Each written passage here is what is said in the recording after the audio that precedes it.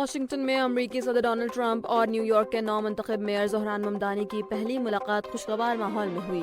ملاقات کے باوجود ممدانی نے کہا کہ وہ اب بھی ٹرمپ کو فاشسٹ اور آمر سمجھتے ہیں۔ دونوں رہنماؤں نے نیو یارک میں بڑھتی مہنگائی، رہائش کے بحران اور معاشی مسائل پر بات کی۔ ممدانی نے واضح کیا کہ اختلافات موجود ہیں مگر عملی اور مثبت تعلق قائم کر کے شہریوں کے مسائل حل کیے جائیں گے۔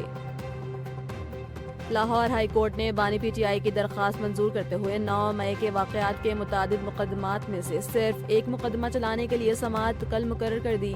وکیل لطیف کھوسہ اور وکیل انتظار پنجوتا کے درمیان عدالتی کارروائی کے دوران اختلافات دیکھنے میں آئے، تاہم چیف جسٹس عالیہ نیلم نے وکلاء کو مناسب ہدایات دیتے ہوئے سماعت کی کارروائی جاری رکھی۔ درخواست میں موقف اختیار کیا گیا کہ بانی پی ٹی آئی پر تمام مقدمات میں الزامات ایک جیسے ہیں، لہٰذا ایک ہی مقدمہ چلایا جائے۔ ملائیشیا نے اعلان کیا ہے کہ 1 جنوری سے 16 سال سے کم عمر بچوں کے لیے سوشل میڈیا کے استعمال پر پابندی ہوگی۔ وزیر مواصلات فہمی فاضل نے کہا کہ حکومت آسٹریلیا اور دیگر ممالک کے طریقہ کار کا جائزہ لے رہی ہے تاکہ نوجوانوں کو سائبر بولنگ، مالی فراڈ اور جنسی استحصال جیسے آن لائن خطرات سے بچایا جا سکے۔ والدین کو بھی مشورہ دیا گیا کہ وہ بچوں کی بیرونی سرگرمیوں کو ترجیح دیں۔ دبئی نے 2026 کے لیے تاریخ کا سب سے بڑا بجٹ منظور کر لیا، جس کا حجم 302.7 ارب درہم ہے۔ آمدن 329.2 ارب درہم جبکہ 5% سرپلس متوقع ہے۔ اخراجات میں 28% سماجی شعبے اور 48% انفراسٹرکچر کے لیے مختص کیے گئے ہیں۔ دبئی حکومت نے کہا کہ جی ڈی پی کو 10 برس میں دگنا کیا جائے گا اور شہر کو دنیا کی ٹاپ 3 شہری معیشتوں میں شامل کرنا ہے۔ کیش لیس اسٹریٹجی اور حکومتی سروسز کو مزید آسان بنانے پر بھی زور دیا گیا۔ پنجاب کے ضمنی الیکشن میں مسلم لیگ نون کی واضح کامیابی پر وزیر اعظم شہباز شریف نے جیتنے والے تمام امیدواروں کو مبارکباد دی۔ انہوں نے اسے نواز شریف کے وژن، پارٹی کارکنوں کی محنت اور وزیر اعلیٰ مریم نواز کی عوامی خدمت پر عوام کے اعتماد کا نتیجہ قرار دیا۔ وزیر اعظم کا کہنا تھا کہ یہ نتائج حکومت کی کارکردگی سے عوام کے اطمینان کی عکاسی کرتے ہیں۔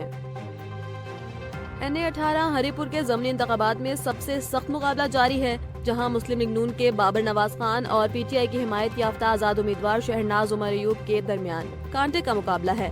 غیر حتمی نتائج کے مطابق 169 پولنگ سٹیشنز کے بعد بابر نواز خان 57,744 ووٹ لے کر آگے ہیں، جبکہ شہناز عمر ایوب 57,608 ووٹ کے ساتھ دوسرے نمبر پر ہیں۔ حلقے میں 9 امیدوار میدان میں ہیں اور رجسٹرڈ ووٹرز کی تعداد 7,53,944 ہے۔ NA-18 کی نشست عمر ایوب کے نااہل ہونے کے بعد خالی ہوئی تھی۔ گزشتہ ماہ کابل میں کالعدم TTP کمانڈرز کے خلاف پاکستان کے جوابی حملوں نے افغان طالبان قیادت پر واضح نفسیاتی دباؤ ڈالا، جس کے بعد سرحد پار دہشت گرد حملوں میں نمایاں کمی دیکھنے میں آئی۔ ذرائع کے مطابق کابل کے وسط میں کارروائی کا مقصد طالبان حکومت کو یہ سخت پیغام دینا تھا کہ پاکستان دہشت گردوں کا تعاقب اپنی سرزمین تک محدود نہیں رکھے گا۔ افغان طالبان نے اسلام آباد حملے کے بعد پس پردہ پاکستانی حکام سے رابطہ کر کے کشیدگی کم کرنے کی درخواست بھی کی، جو ایک غیر معمولی پیش رفت ہے۔ حکام کے مطابق خطرہ مکمل طور پر ختم نہیں ہوا، مگر طالبان اب سمجھ چکے ہیں کہ پاکستان افغانستان کے اندر بھی ہائی ویلیو اہداف کو نشانہ بنا سکتا ہے۔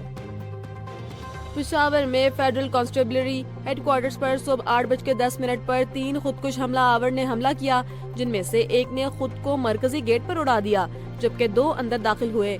تاہم سیکیورٹی فورسز کی بروقت فائرنگ سے تینوں مارے گئے۔ حملے میں FCC کے 3 اہلکار شہید اور 9 افراد زخمی ہوئے، جن میں 6 شہری شامل ہیں۔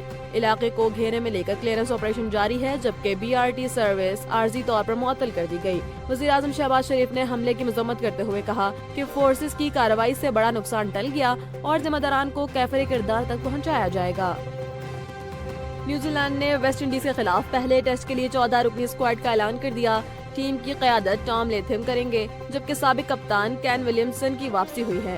اسکواڈ میں جیکب ڈیفی، زیک فولکس، بلیئر ٹکنر اور گروئن انجری سے واپسی کے بعد گریل میچل کو بھی شامل کیا گیا۔ کائل جیمیسن اور گلین فلپس پہلے ٹیسٹ کے لیے زیر غور نہیں ہیں۔ پہلا ٹیسٹ 2 دسمبر سے کرائسٹ چرچ میں شروع ہوگا، جبکہ دوسرا اور تیسرا میچ بھی ترتیب 10 اور 18 دسمبر سے کھیلے جائیں گے۔